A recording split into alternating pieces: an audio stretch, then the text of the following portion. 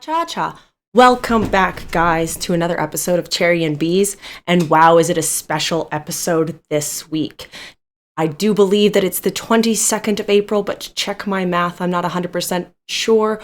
Earth Day is upon us. And in lieu of Earth Day, I wanted to do a very special Earth Day episode for everyone. And instead of highlighting all of the at-home composting bins that everyone could be starting to do their part, I decided to highlight my personal top 5 worst ecological disasters of the last 2 years. Because there has been certain things that have happened in the last week that made me feel like a darker approach was more precedented. So here we go. As always, let's waste no time. Let's dive right in. My mug this week is just the Ireland mug because it's the only green mug I had.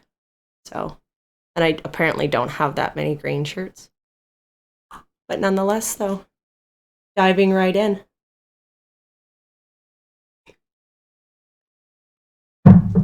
There was no order to these. This is merely just how my thought process developed as I made them. And there's many that I left out just for the sake of time, because this list is honestly, could be quite long. This could be a very, very long episode of Cherry and Beez, but I'm not going to do that to you guys. If anything, after all of them, I'm going to post all the links in the bio below and encourage everyone just to do their own research. So, here we go. Coming in at number 1 for no real reason whatsoever is the Arctic had its hottest day in history recently. It happened in 2020, June 20th to be exact. In a town in basically northern Russia, it hit a little over 100 degrees Fahrenheit. That's a lot. That's really hot. The temperature in those kinds of climates are when the melting starts and when you see all those anorexic looking polar bears. Let's bring in an anorexic looking polar bear. There we go. That's just one of the issues that really ensues. But if you want to look into why the rising temperatures in the Arctic are so bad, like I said, please feel free to do some research into why that's catastrophic. But nonetheless, though, in 2020, it was one of the top 3 hottest years on record. And so it affecting that far north isn't that crazy, although some of the scientists do state that how hot it got is a complete indication of human-caused climate change. So there's that. That's for everyone. You're welcome. You're welcome. And moving forward to our number 2. I stumbled upon this while I was watching a documentary. It's called This Changes Everything. I believe that it was published in 2015, and they highlight this organization about at the hour and 15-minute mark. If anyone is interested in checking that out, it was a fairly good documentary. I did find, so the number 2 slot goes to the mere existence of the Heartland Institute, even just being a thing. It is basically an organization that fights the idea that all of the statistics and all the facts are biased and they are a part of a different political agenda. And what this organization does is take large sponsorships and lobbyist payouts from large corporations so that they can have basically an extreme form of capitalism that has unregulated corporations. And they, in this documentary, applaud the fact that in 2015, most people didn't believe in climate change. And now I wanted it to be more recent ecological disasters. And so I followed up with this institute. Not gonna lie, the fact that Heartland is a TV show made this organization kind of hard to find, which I don't know if that's a good thing or a bad thing.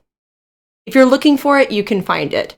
If you're not looking for it specifically, it's kind of hard to stumble across, but I found them. And they are still active. They make podcasts and they produce articles.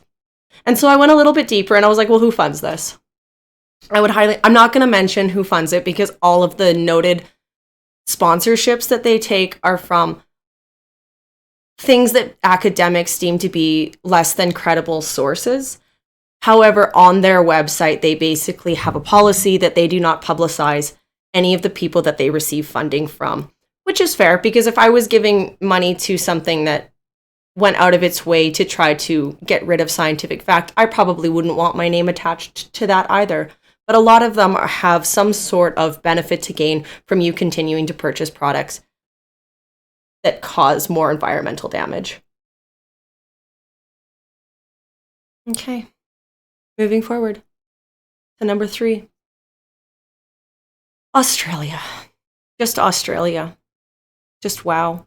Between the fires and the fact that they are sinking. That's right. Rewind, pause. Australia is sinking. Very few people that I've told about this even knew that they were sinking.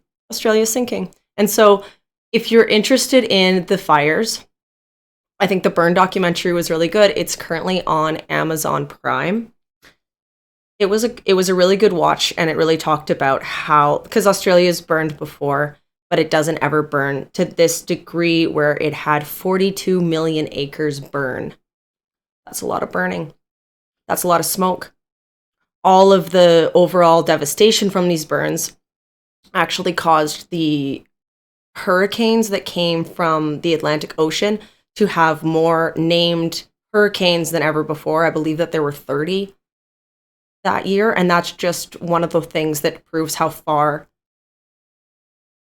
isolated incidences like this goes. And now when they aren't burning, recently actually in the last few months, they were flooding. If you search into YouTube, Australia is sinking, you will find some very compelling, just quick clips of fully submerged roads and grocery store ceilings caving in, as well as a couple very hard to watch first person, sort of like they lost their homes. They have nowhere to go now. So yeah, to pause in the middle before we get to the real hook, line, and sinker of what happened last week. That's right, last week. Well, everyone was watching Will Smith slap Chris Rock, although I will admit that and all the remixes that came out of it were, wow, wildly interesting. We missed something big. In lieu of that, though, I bring up my honorable mentions, which are the insufferable amount of plastic that is inside all of us and inside of our oceans, the bleaching of the coral, and all of the oil spills. So thank you for that. But like I said, YouTube only lets me upload 15 minutes at a time, so we'll leave that in our honorable mentions. Moving forward. By the way, if anyone disagrees with me or they think that the list should have been composed differently, please feel free to let me know. If you think that there was something that was much worse than any of these things, comment. If you disagree with me, comment. 4. This is one that has personally pissed me off recently. Nonetheless, though, so I'm looking for more plant-based products. Now, I'm not vegan. If anything, I'm a naughty vegan, because I still kind of eat what I want to eat, but I treat it as more of a luxury item. And you know what? It's progress. It's not progress for the sake of progress, but it's progress. And so we all try our best. Nonetheless, though, one of the ways that I think is a really good way of getting rid of some of these corporations and these industries is by voting. And now, not voting in bills, but what I do is I vote with how I spend my money. Because if they don't make money, they're not going to make those products. Because at the end of the day, what they really care about is economic growth. And that's what their shareholders really care about, is economic growth. And so by not buying these products, I vote. I vote against products and for other different kinds of products that speak better to my beliefs and ideas. Nonetheless, though, so I'm in the grocery store and I'm looking for these more plant-based vegan options. And in a lot of them, I won't say all of them, but in a couple of them, it's enough of them that it's something that I have to be consistently aware of, is that even though they're vegan, they contain palm oil. I don't know if you guys know what palm oil is, but basically it is a substitute for increasing demand for vegetable oils. And there's lots of other kinds of substitutes like soy oil and grapeseed oil that are known to not be particularly good for the environment at all. But palm oil is something that is more heavily used, and I find it a lot in my vegan products, as well as honestly just every kind of product. Palm oil is just everywhere. It's in your chocolates, it's in your processed foods, it's in your beauty products, it's used as a biofuel. And basically this is bad because in order to get palm oil, they have to deforest the rainforests. Without the rainforests, we're fucked. There's just no, like, you can't get rid of the rainforest. You can't get rid of that old of an ecology and that much biodiversity and have us still like skip on our merry way. Like, it's just not sustainable and it's disgusting. And of course, I have linked articles to the production and the data of palm oil in the description below, and I highly encourage you to go and look at that. Avoiding this completely is insane. It's so hard, and that's the reason why I picked it as my number 4, because of the overall degree of ecological devastation that this product causes and the abundance of it, and it's actually innately difficult ability to not actually like buy something and sponsor this industry. And now, to bring it all full circle for you, now we can have this or we can have this. Okay, this Kit Kat bar. All right, now Kit Kat bars contain this, like lots of our chocolates do. Now, not to call it your advertising, but like Kit Kat, let's give the world a break and let's stop putting palm oil inside of like everything. And now I know I'm picking on one person, but I pick on this one person and this one company for a reason. I don't know if you guys all remember, but back in 2013, the CEO said that water was not a human right. Where's my meme? Where's my meme? Oh, there it is. Okay, perfect. Thank you.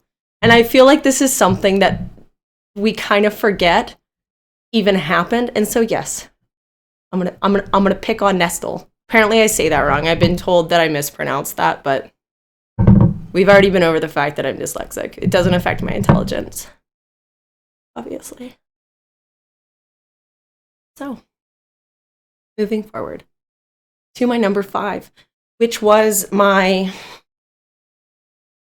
I don't want to call it inspiration, because I was already kind of considering doing something for Earth Week for everyone, but this is the thing that made me decide to take the darker stance on it, because I think that everyone has their own pet peeves with most climate change documentaries. My personal pet peeve is that they always end on an optimistic note.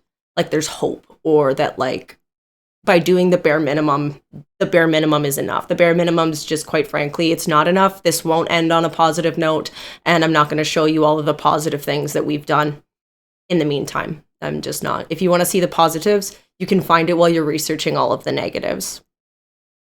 A bunch of our climate scientists across the globe have been arrested for their peaceful protests against the new climate plan released by the IPCC this week in response to their climate report. Sorry, last week. Silly bitch. So now this scientific rebellion actually started quite some time ago. But nonetheless, though, so this happened on April 6th. If you just merely type into Google climate scientist arrested, an abundant amount of articles will pop up. But nonetheless, though, so these are just some of the examples of the protests that took place over the course of the last month. So we have in LA, they were arrested after handcuffing themselves to the Chase Bank, led by a NASA scientist. He is one of the videos that I've seen that have gone the most viral, that I highly encourage people to give a watch to. In Germany, they were outside the Ministry for Economy and Climate Protection. In England, they were outside the Shell PLC headquarters. In Mexico, they pasted documents on government buildings. In Italy, they occupied the oil and gas headquarters. In Spain, they threw fake blood onto an area of National Congress. In total, there was 1,000 scientists in 25 participating countries last week in demonstrations. The fact that groundbreaking, some of our best climate in this area of science, these scientists are being arrested, is a huge issue, and it is a cause for concern. So, there's no positive note. So yeah, I think that that's just everything I have for you. As always, you like, you tussle, and you subscribe to the Cherry and Beez channel.